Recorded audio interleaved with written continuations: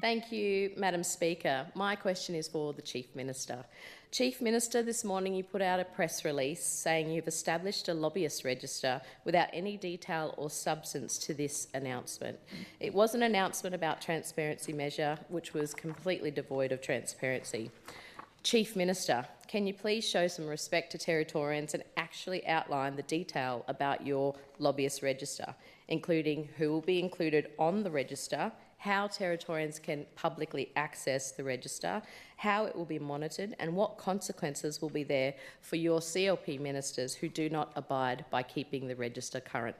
Chief Minister. Thank you very much, Madam Speaker, and it's actually a fantastic question from the Leader of the Opposition, because we did deliver on yet another of our election commitments this morning in the lobbyist register. Now, I remind the Opposition Leader this is something that Labor refused to do. The Territory has never had a lobbyist register, and when we were asked last year, after increasing community support for a lobbyist register, increasing support for transparency measures after what had been 8 years of a terrible government inflicted by integrity crisis, there was a real need for it, and we were very quick to put up our hand and say we'd be happy to bring in the Territory's first lobbyist register. And so, unlike Labor, we have done what we've said we would do, and we've also brought in this new integrity measure on top of existing measures, such as yourself, Madam Speaker, having an independent speaker, doubling the debate time for petitions, and of course having a legislative scrutiny committee, something that the previous government refused to bring to the parliament. And we will see the legislative scrutiny committee reviewing the Territory coordinator legislation once I've introduced it tomorrow. So the lobby register is very simple, and it is the Northern Territory's first time to have a lobby register.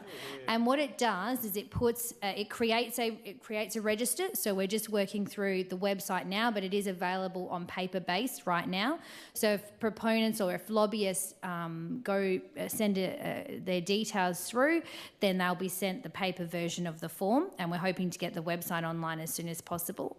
And basically, if you are an official lobbyist, you must register all of the details of who you're being paid to lobby for and provide all of that transparency. And then when you are going to engage with a government minister, whether that's in writing or face-to-face, however it might be, the obligation is on the lobbyist to make sure that minister knows exactly who you are, who you work for, but who you're being paid to lobby on behalf of and for what, so that there is this real increased awareness on the part of ministers to understand, okay, this person's on a very clear mission, being paid to do a very particular job. So to who it includes and who it doesn't, it's for third-party lobbyists, those official professional lobbyists, I suppose you would call it, lobby firms.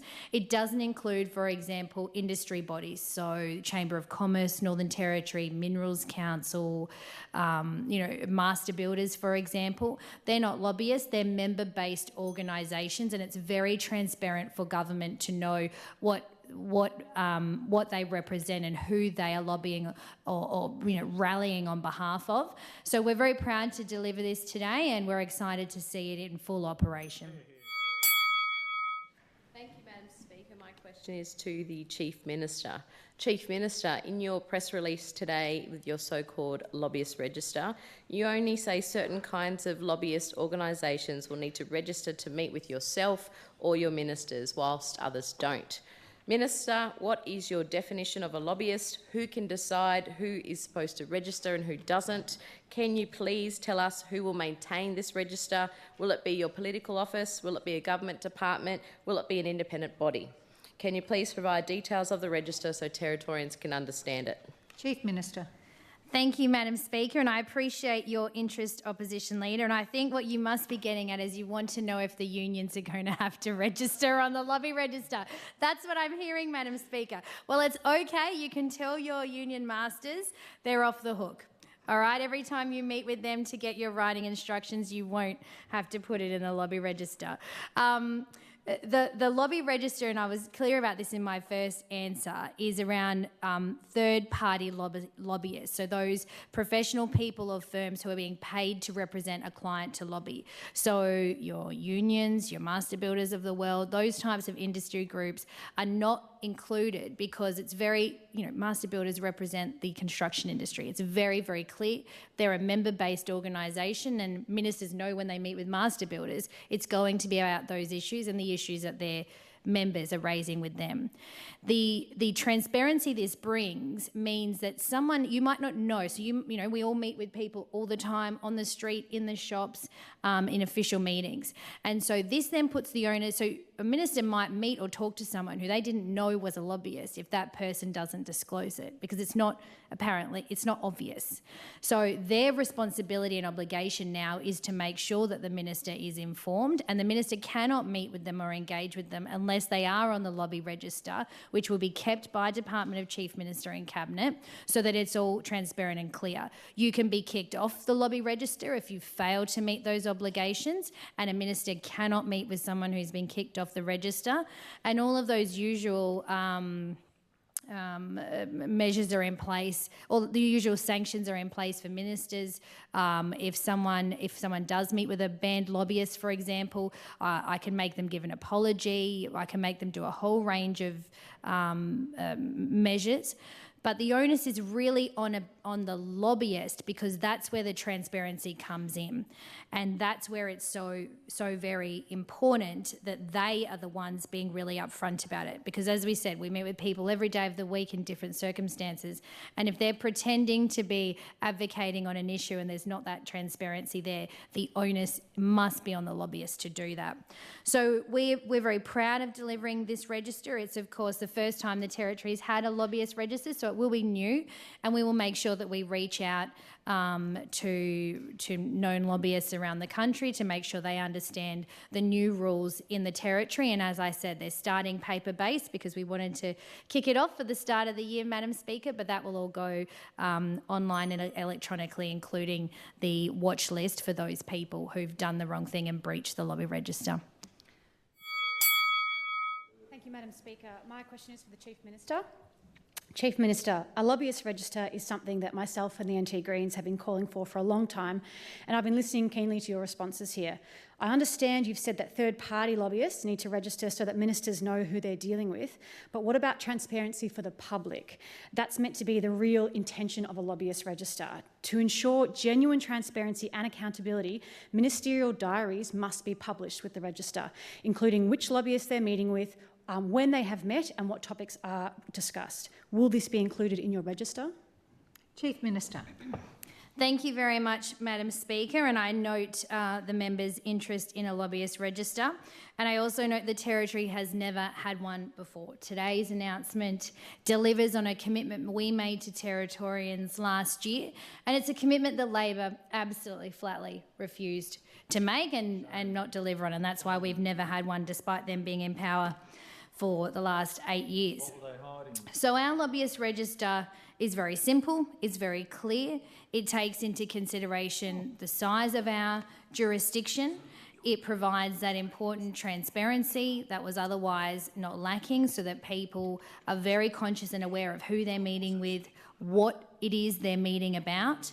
And, ultimately, Member for Nightcliff, it might not satisfy you where we landed on this, and there are different ways of doing it right around the country, but we're really proud of where we've landed on a practical bit of integrity measures on the back of other measures we've already taken. I mentioned earlier having an independent speaker, doubling the time for petitions to be debated in the Parliament, something we were rarely afforded under the previous Labor government, and the legislative scrutiny committees to provide that important oversight of big substantive pieces of legislation like Territory Coordinator.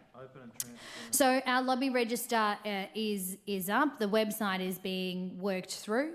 We're certainly hoping to have that website online by the end of the day, but it could be tomorrow, Madam Speaker. But certainly if anyone is rushing to apply to register right now, there are the paper-based versions of it. And again, this is about making sure that we have a process where people who are paid professionals to go out and lobby ministers for certain outcomes for their specific client have a responsibility to make sure that the minister is aware of that they've disclosed all of the information required so that the right transparency levels are being put on it. Now, we're very, very proud to be bringing in the Territory's first lobbyist register, and again, this is something Labor just flatly refused to do. Minister. Point of order, Member for Nycliffe. 110, I just want to answer to, will the ministerial diaries section, will they actually be published? Chief Minister, your call.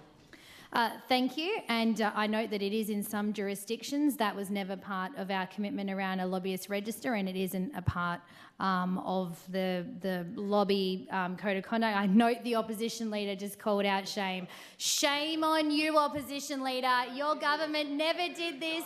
You refused to do this. You didn't promise to do it. In fact, you flatly refused it. Now, all of a sudden, the shoe's on the other foot. She's had a rush of blood to the head and she thinks, oh, I wish I did that earlier. Well, you had your chance and you failed. You absolutely failed. So don't come in here and tell us how we should be doing transparency better from a government that lacked integrity. Minister.